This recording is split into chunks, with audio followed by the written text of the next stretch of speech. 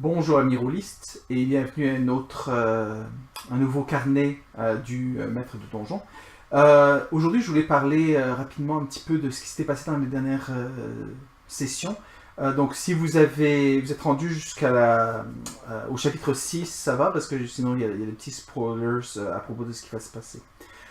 La première chose que je veux mentionner c'est la notion du combat par exemple qui s'est passé dans le chapitre 4 du groupe d'aventuriers contre le Minotaure mort-vivant, et le fait que dans ce combat le personnage de Sarakas est mort, il a reçu un gros coup de dommage et normalement d'après les règles c'était plus que son nombre complet de points de vie dans le négatif. Il est mort instantanément et c'est la fin de la partie pour lui. Chose que j'ai souvent joué des jeux dans lesquels on a appliqué cette règle-là. Je veux dire, ça met un petit peu de piquant. Je veux dire, il faut faire attention à ce passage. Et des fois, les choses ne vont pas comme on veut. Les dés roulent contre nous. Et donc, il y a des morts.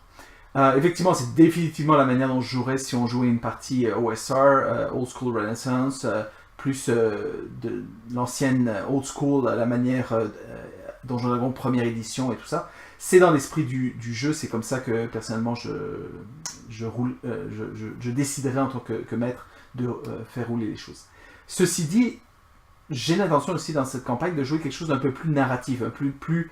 bon, il y aura des combats parce qu'on aime ça et que c'est intéressant, mais il y a l'histoire, et effectivement quand un personnage meurt, ça fait partie de l'histoire, c'est intéressant aussi, mais quand un joueur s'est investi dans un personnage, il aime son personnage, pourquoi le tuer ? Vous direz, mais si on le tue pas, alors qu'est-ce qui se passe ? Il n'y a rien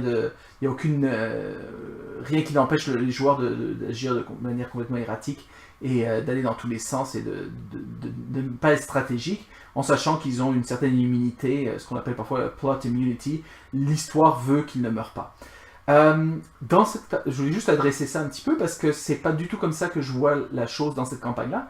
Je prends l'attitude ce qu'on appelle en anglais fail forward. C'est-à-dire, chaque fois qu'il y a un échec, que ce soit un échec carrément une mort, dans le cas le plus extrême, ou même un échec dans un jet de dés, dans une compétence, quelle qu'elle soit, je trouve qu'il est super intéressant de voir où est-ce que cela va amener l'histoire. Et dans le cas, par exemple, une mort, c'est dramatique, mais un peu anticlimatique, si je veux dire dans un certain sens. C'est pas toujours très intéressant. Je me suis dit, donc c'est pour ça que vous avez pu voir après ce qui s'est passé par la suite, si vous êtes à jour dans les vidéos. Le personnage de Sarakas n'est pas mort, oh, miracle, super, très bien, mais en définitive, il s'agit que ça a l'air que c'est le dieu Orcus des morts-vivants qui a dit, oh, tiens, non, je vais te ramener à la vie moi-même, je me permettrai de faire en sorte que tu ne meurs pas, mais tu vas me servir à la place. Et de la part d'un paladin de Bahamut, je trouve ça intéressant, le dilemme que ça propose. Ça ouvre la porte aussi à des aventures que je pourrais mettre de l'avant. Donc c'est un petit peu comme ça que je vois ça. Un autre exemple, c'est la situation qui s'est passée si vous êtes rendu au chapitre 6, lorsque les joueurs combattent Nigla. Et effectivement, dans ce combat-là, vous pouvez remarquer d'ailleurs dans ce chapitre 6 que moi je regardais un petit peu le vidéo et je remarquais tout de suite, j'étais vraiment fatigué ce jour-là, c'était la fin de la session, extrêmement... j'étais pas vraiment on top of my game, comme on dit, j'étais vraiment fatigué, et ça se voit dans la manière dont j'interagis avec que je fais pas tellement jouer les personnages non-joueurs, et il y a quelque chose qui manque un petit peu, il manque un peu de zeste dans cette partie-là. Mais l'une des choses aussi, c'est que j'avais préparé donc ce combat et j'avais pris des serpents, et les serpents, j'avais pas remarqué que si j'avais été un peu plus on top of the ball, comme on dit, comme si j'avais été un peu plus vif d'esprit, j'aurais sûrement diminué le dommage que faisaient les serpents, parce que les serpents faisaient 3d6 de dommages à cause du poison, ce qui, pour un petit groupe d'aventuriers de leur niveau, ils n'étaient pas nombreux, ils avaient des personnages non-joueurs qui sont moins puissants que des personnages entier de Donjon Dragon. Disons que ça, bon, si vous avez vu la partie, Perbar tombe immédiatement presque, et le pauvre Gracius meurt de ses blessures presque instantanément, à cause d'un mauvais jet de dés, mais aussi à cause principalement de ces serpents et tout ça. Bon, mis à part ce fait-là, donc effectivement, j'aurais probablement changer un petit peu la donne, parce que c'est à moi d'essayer de balancer les encounters. Un encounter trop difficile ne rend pas les choses particulièrement amusantes pour personne. Mais ce qui était intéressant, c'est ce qui aurait pu arriver. Et j'étais tout à fait prêt à aller dans cette direction-là, c'était de dire que le groupe perdait. Est-ce qu'ils seraient morts tous? Non, au contraire, ils se seraient réveillés, probablement emprisonnés, et là ça aurait vraiment changé la dynamique, parce qu'il y aurait eu toute une histoire d'essayer de sortir de prison et tout ça, et pour ceux qui iront un peu plus loin dans la campagne, vous verrez qu'il y a des prisons, vous êtes sûrement déjà au courant si, avec l'histoire qu'il y a un certain Ulars, le nain, dont le familier est Ezrak le corbeau, et bien, celui-là est en prison, donc probablement les joueurs se seraient réveillés en prison sans leur équipement à côté de ce Ulars, et il y aurait eu toute une histoire qui en aurait découlé. Donc c'est un petit peu ça que je voulais adresser, le fait que cette histoire de Fail Forward, simplement pour ceux qui suivent et qui se demandent, mais on ne joue pas suivant les règles, comment ça se fait qu'il n'est pas mort? Et encore une fois, les règles sont juste de loose guidelines, et juste des directions approximatives pour nous aider à nous amuser. Mais dans mon esprit, ce qui est plus intéressant dans ce cas-ci, c'est fail forward, faire que les choses aillent moins bien par la suite. Donc effectivement, c'est pas forcément la mort d'un personnage, ça pourrait être la perte d'un objet magique. Ça fait mal quand ça, ou perte d'équipement.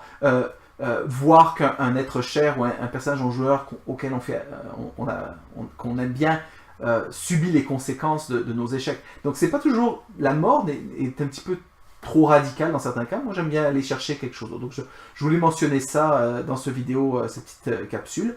Plus tard aussi peut-être je pourrais faire allusion à la prochaine session que je vais poster, qu'on a joué hier ou avant-hier, et qui a l'intérêt de... j'en parlerai à ce moment-là, mais c'est simplement pour dire que là aussi il y a un esprit de fail forward, parce que dépendamment de... c'est pas fail forward, que vraiment l'idée que le monde est dynamique, les choix des personnages ont une implication. S'ils prennent un choix, quelque chose se serait passé. S'ils avaient pris un autre choix, quelque chose d'autre se serait passé complètement différent.